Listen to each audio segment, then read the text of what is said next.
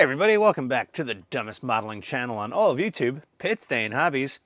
I'm your host, Egon. People really call, my name is Ian, but people did call me Egon once in a while back in the day. Either way, we're here, we're back on the awesome Fanhome Ecto-1. Freaking massive this thing is. You need one. You want one. You're going to get one of these by clicking the link below and helping out Pit Stain Hobbies and getting yourself an awesome Ecto-1 in the process. Also have links to like my Amazon thing where I get all the schlock that's all over my desk and paints and tools that I use, and everything is pretty much on there. What else? Oh boy, I'm very excited. I have issue 16 and 17 here. 18 is on the way. I'm behind a lot of other builders, so you're seeing old content here technically, but hopefully I'll make it fun again. Stage 55 we need to start with, which is the PRC-41 radio. Yes, it is. AN PRC-41. It's a very military naming convention. I'm going to put this aside because I'm using the myecto1.com instructions on Todd's website. So yeah, ANPRC, they always do this like with like radars on military aircraft. It's like the ANAQS-22, this, that, and it's, you know, so just in case anyone was wondering why the hell it's called the AN/PRC-41, that is a military designation for usually an electronic system. Correct me if I'm wrong, there's plenty of people that are in the military here. Actually, one of my good buddies at Hobby Time Modelers, which you should go check out, every Friday night at 9 p.m. and every Sunday at 4 p.m. Eastern Standard Time is what I'm talking in. One of the guys in there, he was in the Air Force forever. You know, he was probably manually starting prop planes at some point. I'm kidding, buddy. Not another old man joke. I'm sorry. But yeah, very military-ish naming convention. We got a bunch of little bits here. You know, these plastic clamshells. This is the only danger in building these partworks. I cut my fingers and everything all the time, prying these things open, and then if I'm not careful, they start frickin' launching things out of the plastic like a trebuchet. I probably pronounced that wrong too.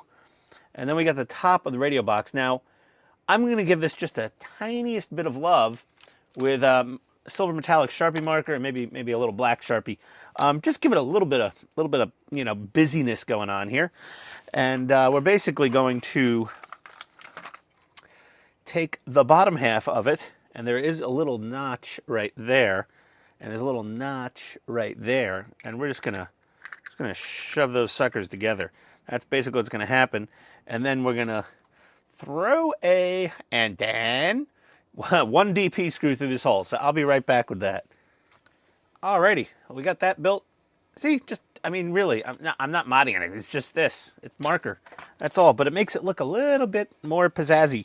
You can do whatever you want. It's your model. But we're going to put that right there. There's a peg that aligns. And then a couple more DP screws from the bottom. Let me get those screwed in real quick for you. And I'll be right back. Okie dokie. That's in there now.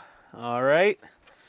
Very nice. And then we got to build our little radio headset here. Handset, sorry. Like a little old school telephone handset, basically. That's what it looks like. And then we're just going to press these two parts onto these two pegs. The big one goes up here, and the little one goes down there. And if it's not a super snug fit, you may want to add just a dab of CA glue. So let me see here what I think. They're not D-shaped holes. There's no alignment. It holds on there okay. I'm going to put just a dab of glue on there, and I'll be right back. Alrighty. Phone is built. It looks very phone-like, old school phone-like. Now, for these little rubber tubes, I learned obviously from my Ecto. I don't know what model I'm building anymore. From Todd's website, myecto1.com, that you could put 22 gauge craft wire, which is available for a few ducats on Amazon, into the little rubber pipes and make your craft wire a little shorter than your rubber pipe. And you just shove it in there, and it fits in there lovely. And then you could do fun things with it. And if you need to push it in a little further, no, don't fall. Oh, it fell. Okay. We could take a little scrap of craft wire and push that in further. There we go. There we go. So now it's like centered in there. And you got to wrap that little thing around a little notch in your tube or else your craft wire goes flying everywhere. Ask me how I know. And then we have, see, it's flexy at the ends, but like pretty stiff in the middle. And you could bend it into shapes. And you could bend it in some crazy shapes if you want. Or, you know, you could wrap it around something. So if we took this like really tiny partwork screwdriver and we started just coiling it around a little bit. Okay, let's do that. Should be sufficient. Okay, pull out your little screwdriver and then you can expand your coil and check that out. How nice does that look? And then what we'll do is we'll attach one end to our phone handset and then one end to our AN/PRC41 unit. Okay. Now we have a nice little coiled cord there. And we can put her in the little phone holster and like bend the cord however you want to like have it sit in there. And I've clearly failed at properly placing my phone handset. Let me see. There we go. Nope. You know, I might put a little, if you want to hold the phone in there perfectly and not have it flop around, have I got the tool for you? This stuff. It's basically blue tack. It's in my Amazon store, but it's not blue. So we could take a tiny little wad. Oh, it just so happens I have a tiny little wad ready to go. We could take a tiny little wad of this and kind of shove it into the phone handset holder. See, like that. Then we take our little handset, we shove it in there like that. And it's just tacky enough to hold the phone in, and it's dark so it doesn't stick out. And I think that looks pretty good. That's not bad. Not a bad trick. And that's it for this pack. One spare screw as usual. We're going to throw that into our ever-growing screw caddy. This is a bead organizer. These are also, again, sound like a broken record, but I put them in the Amazon. I built those shopping lists so that everybody could find everything when I show it off, that I use this for this for that, that for this. And some people, I think, like it. And there we go. That's it for that stage. Next up is 56. So that was a quick little stage, and that was a fun little stage. Our little radio doodad. And what else do we got here? The jump seat. There we go. Sorry, I'm on Todd's website. I'm just trying to catch up here. Okay. So we're really, it's building another seat. It's not rocket science. You know, I've been using this stuff to light block panels on my Enterprise. Whenever there's a little leak of light, this works fantastically well. Let's cut open 56. I swear, I spent literally 15 minutes flailing about trying to find this. I opened every single drawer in my tool chest, except the one drawer that it was in, because like, I don't think it would be in that drawer. So I didn't open it. Guess what? After looking all over my workshop area, opening everything else, I opened that drawer and I'm like, oh, son of a Ian. You know, people have those. There's a sign. Someone put it up in my Discord group that I'm a member of. Not my Discord group. You know, it's their Discord group. But it was like, some people have those aha moments, and some people have those oh for bleep sake moments. That's generally me. That's very accurate. Almost creepy. Is this thing taped together? No, it's not. It's just extremely well squeezeted. Oh my God. This is the only thing that drives me nuts about Partworks models is these plastic clamshells from hell. We got some MP screws. This white floor is nice to have because you can lay your parts out and see everything, as well as the EP, like the little codes on those. And we're going to go take our little jump seat floor here and, yeah, take it like this. And we're just going to put it into this little rubber cushion with the little foam padding. We got to get all these little tabs over all 4 sides. Easier said than done. This is some very, it's rubber, but it's nice and stiff. So there we go. We got all 4 tabs over there. And now we're going to put on 4 of these MP screws, and I will be right back. Okay, so we got our 4 screws in. Don't go super tight with them because you'll just start smushing the rubber. Just snug. And then we're going to take our seat and put it on this base plate. Okay? So we want those facing down up here. Now, I like to pick out the beauty shots. So if you look, the seat has a seam. It's natural from production. It has a seam line. And I think this seam line is a little more subtle. And then this side of the seat looks nice and smooth. And this side of the seat's a little manufacturing artifacty looking from, you know, it's from injection molding things. So it's going to be up against the wall. You could see it from this side of the car through the window better. So I'm putting the nice side of the seat there, and it just lucked out that the seam line is a little better here because you will see the front of the seat. You're not going to see the back of the seat very much because there's going to be a bunch of equipment back here. So that's a nice little thing. I don't know if my buddy Todd even goes over that. And then 4 EP screws, 1, 2, 3, 4 to bolt that down. But we'll be right back. Okay, so there we go. Seat's on. And of course, Todd did mention on his website, pick the way that looks best for you. So that's the way that looks best for me. Because we're going to, like I said, it's going to be down here. And you're going to be able to clearly see this side and this. But not so much this or this. So that's why we're putting this ugly side facing outwards this way. And then we got to put on this little jump seat bar with butterfingers. There we go. Everyone loves when I drop something and scream, I think. We're just going to put it over those 2 little rear holes there, like that, and just get a couple EP screws in, and I'll be right back. Okay, and that's it for 56. We've got that screwed down, and we're going to grab 57 now, and this should be finishing up the jump seat. And that'll be satisfying. Get that done. Oh, the more I build this Ecto, the more I love it. Oh boy, this thing is cool. You're like, but Ian, you say that about every part work you're building. Yeah, of course, because that's the psychological effect these part works have on your brain. You know, people have hobbies and build models, you know, partially for the joy of the sense of satisfaction. And a lot of people have gotten used to instant gratification these days.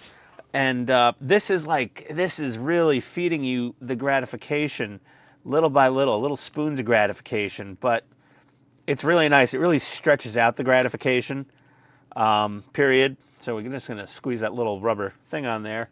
And we're probably going to be using MP screws because they have the little flange on them. We'll put 4 of those in there, and I'll be right back. Okie dokie. So now that we've got that seat cushion on there, we're going to take this seat back, and you want to make note of those 2 notches. There's one on each side there. And those 2 notches are going to go up against the bottom of the seat back because of these little square legs, have a little ramp in them. And then 4 EP screws to attach this, and we'll be right back. Okay, now that that's done, we're going to take this and put it on here right over those 2 holes. I'm going to screw it on with 2 EP screws from the bottom. And I'll be right back. Alrighty, there we go. And it's screwed in. Now we're going to take this bottom here, on the smooth side facing the bottom of the seat, and these 2 notches at the back of the jump seat. Put that on there. And then we're going to take 3 IP screws, get these out of the way, and we're going to put it onto these 3 post holes down here, and screw it in from the bottom, and I'll be right back. Alrighty, And our seat is installed. Very nice. And that's it for 57. We're going to move on to 58.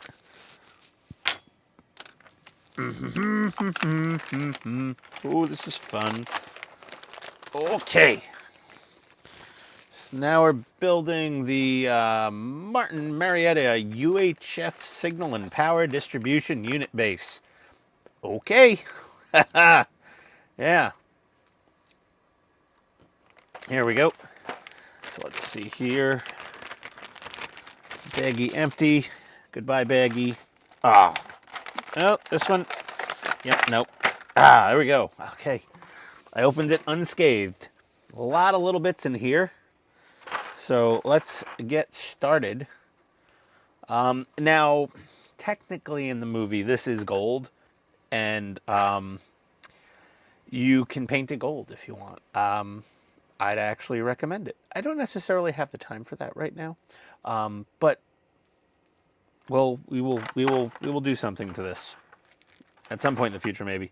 But yeah, we're just going to throw this thing together as is. So let's see here. 2K piece. Okay, we need this thing, and I think we need this thing. And we're going to plop this on here with a couple of KP screws. So I'll get that done and I'll be right back. All right, well, that's screwed onto there like that. I'm gonna take this block here.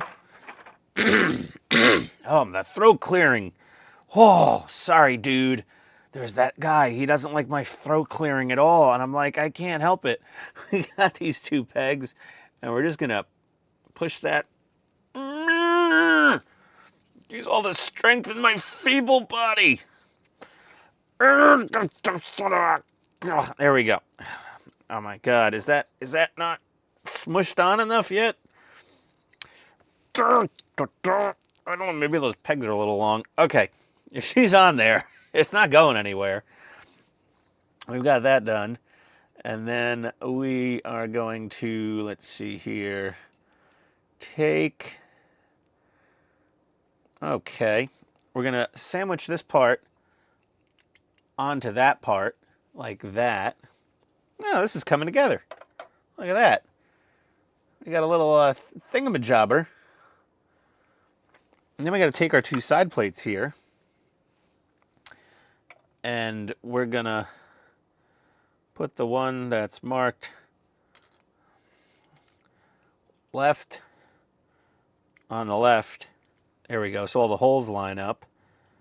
And we're going to take the one that's marked right on the right, get those holes lined up.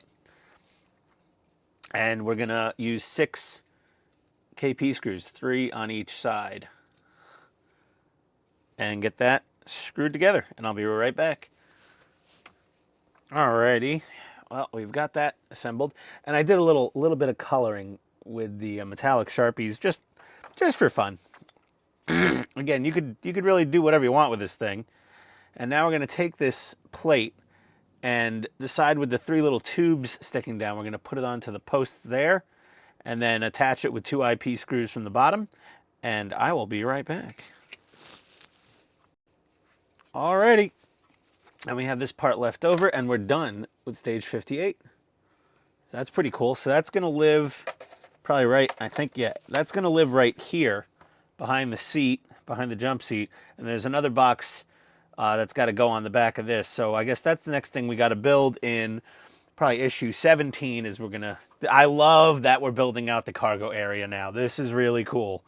Either way, thank you for coming. Again, I got to do with you like, subscribe, and comment. I mean, it's pretty easy for people to comment because they do comment. And I try to reply to every single comment, unless it's just like an emoji that says thumbs up. And I don't know, I could give a thumbs up for it. But like, subscribe, comment. Definitely click the links to Fanhome below. It helps out the channel. It shows them that you clicked my link and you're following it. That being said, really, it's a fantastic kit. I highly recommend it. It's so choice. Yes, have some. But yeah, thanks for coming. Thanks for watching. And I'll see you next time on Pit Staying Hot. Oof, that's almost a blooper reel right there. I'll see you next time, everyone. Adios.